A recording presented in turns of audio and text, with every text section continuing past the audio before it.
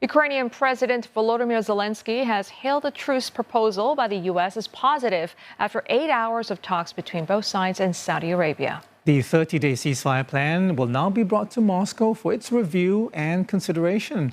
President Trump has voiced hopes his Russian counterpart will agree to it, saying he plans to speak with Vladimir Putin soon. Now, with the progress made at the talks in Jeddah, Washington has agreed to resume military aid and intelligence sharing with Kyiv. Both were suspended following an Oval Office blow-up to pressure Ukraine to come to the negotiating table. For more insights on the truce and also the path forward for Ukraine, we're joined now by Lincoln Mitchell. He lectures at the School of International and Public Affairs at Columbia University. Professor Mitchell, thank you so much for joining us.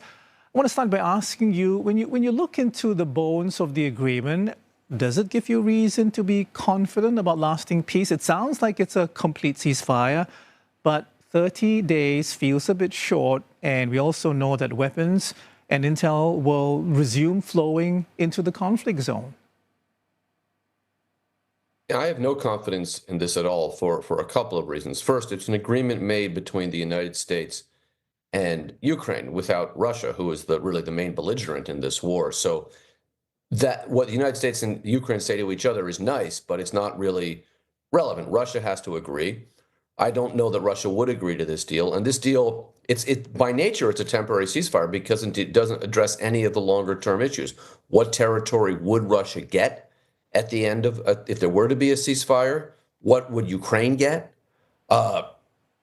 All of those kind of questions. If you're going to make a deal, you have to kind of sew up everything. Right now, what we have at best is a potential pause in the fighting. But we don't have anything more than that. I mean, now having access to U.S. security assistance and intelligence as well, how much of a leverage does Ukraine now have at the negotiating table? How would they use this opportunity?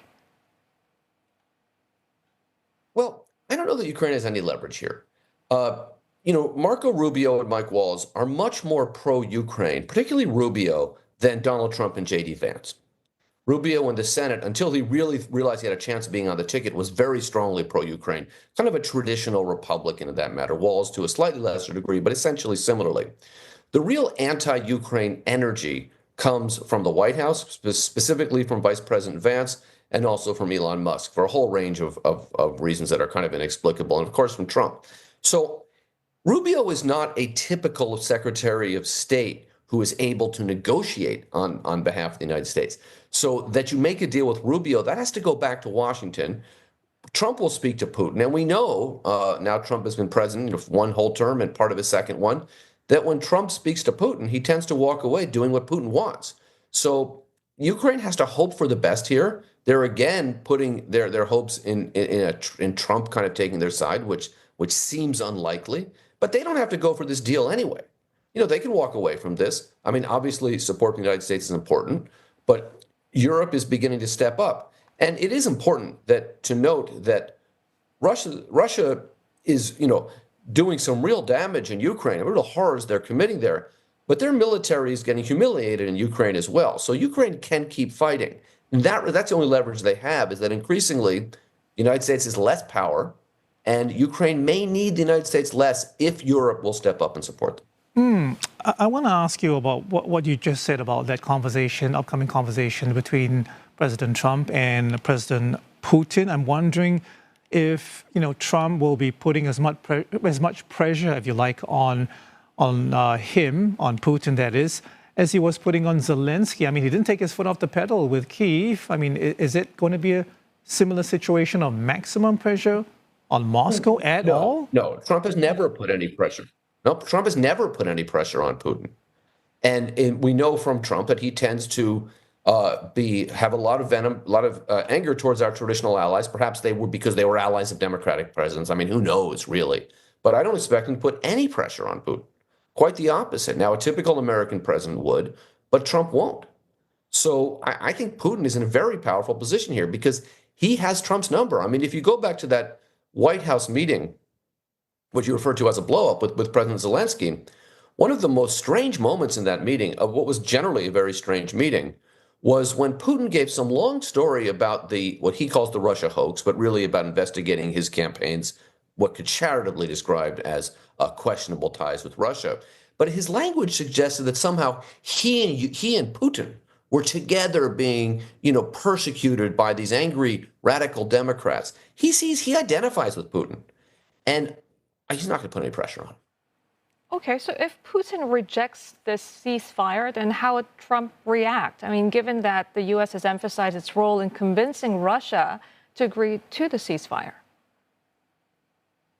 Well, if Putin rejects the ceasefire, it's very hard to know, right? They might go back and, Putin will have certain demands. He's made demands before, right? So one of his demands is Zelenskyy steps down or an election, right? Well, that's not in this ceasefire deal Ukraine made with the United States. Another one of his demands is essentially Ukraine forgo NATO membership. That's not in this deal. So Putin could say to Trump, go back and demand these things of Zelenskyy and of Ukraine. Or he could just say, we're not going to do this. And Trump could go back to, harassing major American universities or dismantling our healthcare system. I mean, he's got a lot going on. So this could fade away. This is in the news today. If that conversation with Putin doesn't end up in agreement, which it seems unlikely that they're going to agree to this agreement, these terms, it could just fade away, and we could just be back to the kind of the status quo ante in Ukraine.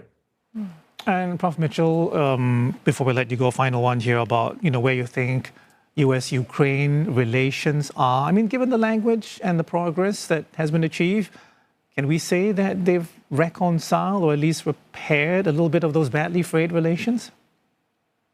It's a little early to say that, and nothing is permanent here. So my sense is that for the moment, the relationship is much better place than it was a week or two ago. But the notion that now everything's going to be okay, I mean, there is a real strain in the Republican Party that really hates Ukraine and sees it as an enemy of the United States. I don't know that that's a majority in the Democratic Party, but a lot of people around Donald Trump, like I said, particularly Musk and Vance, feel that way. So the deal that eventually they want to extract from Zelenskyy is going to be very, very bad for Ukraine. And I don't see how we have a temporary reprieve from that, but I don't see how we don't. It's very likely we're going to go back to that. All right, Professor Mitchell, we have to leave it there. Thank you so much for talking to us this morning. Lincoln Mitchell is a professor and lecturer at the School of International and Public Affairs at Columbia University.